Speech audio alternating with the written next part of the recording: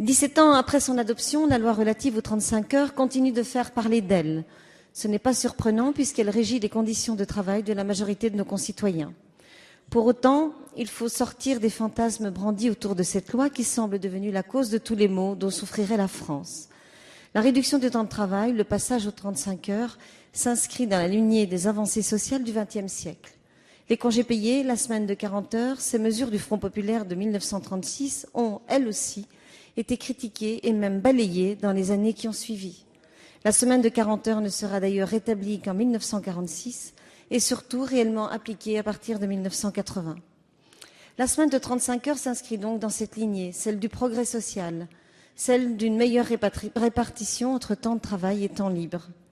Bien sûr, cela a demandé des adaptations de la part des entreprises. Bien sûr, les salariés aussi ont dû s'adapter. Bien sûr, tout n'est pas parfait et presque 20 ans après, des ajustements pourraient encore être faits. Mais doit-on pour autant diaboliser cette loi et alimenter la polémique sans cesse, à chaque campagne électorale, à chaque débat sur le travail? Je ne le pense pas et les écologistes ne le pensent pas. A contrario, la proposition de résolution déposée par nos collègues de l'UDI de créer une commission d'enquête relative aux effets de la loi Aubry est intéressante et intelligente. Si l'on veut améliorer une loi, si l'on veut mesurer ses effets positifs et négatifs, sans sombrer dans le fantasme et la polémique, si l'on veut discuter posément et sereinement d'un sujet éminemment important, alors il faut mener un travail de fond. C'est l'objet de cette proposition de création de commission d'enquête et cela va dans le bon sens. Certainement, les résultats de cette commission montreront les aspects pervers qu'ont pu avoir les 35 heures. Ne nous cachons pas, c'est évident, il y en a. Mais sont-ils rédhibitoires? Sont-ils vraiment la cause de la crise économique et du pic de chômage que nous connaissons depuis quelques années? Je ne le pense sincèrement pas. Je pense au contraire que cette commission d'enquête va pouvoir mettre en avant les atouts de la semaine de 35 heures. Plus de temps libre, meilleure répartition vie privée, vie professionnelle, création d'emplois. Les écologistes, vous le savez, sont très attachés à la réduction du temps de travail. Le travail ne doit pas être vu comme une fin en soi, mais comme le moyen de construire une société plus solidaire et plus équitable. Nous sommes convaincus que les progrès sociétaux, sociaux et économiques s'inscrivent dans la réduction progressive du temps de travail.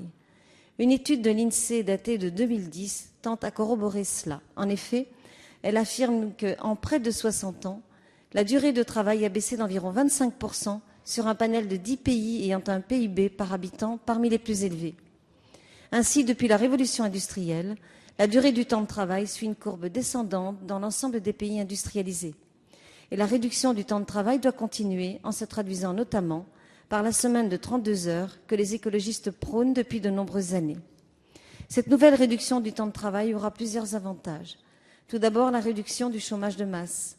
Cela se caractérisera par le respect dans un premier temps des 35 heures, puis l'abaissement du contingent d'heures supplémentaires autorisées, et enfin la réduction du temps de travail sous toutes ses formes. Âge de la retraite, réduction hebdomadaire vers les 32 heures avec expérimentation dans les secteurs volontaires, droit à la formation et au temps sabbatique. Le second avantage, c'est celui d'une nouvelle augmentation du temps libre. Cela permettra à nombre de nos concitoyens d'avoir plus accès aux loisirs, mais également de s'investir davantage dans le monde associatif, maillon essentiel d'une société solidaire où l'on vit bien, où l'on vit mieux, où l'on vit ensemble. Alors, pour ouvrir la réflexion de notre Assemblée sur ce sujet, les écologistes soutiennent cette proposition de résolution. Sûrement n'avons-nous pas les mêmes attentes que nos collègues quant aux conclusions qui seront rendues par cette commission, mais nous nous investirons intelligemment et nous attendrons sereinement le résultat de celle-ci, car nous restons persuadés d'une chose, le principal défi qui s'ouvre désormais à nous, ce n'est pas le travailler plus pour gagner plus, mais le travailler moins et mieux pour travailler tous. Je vous remercie.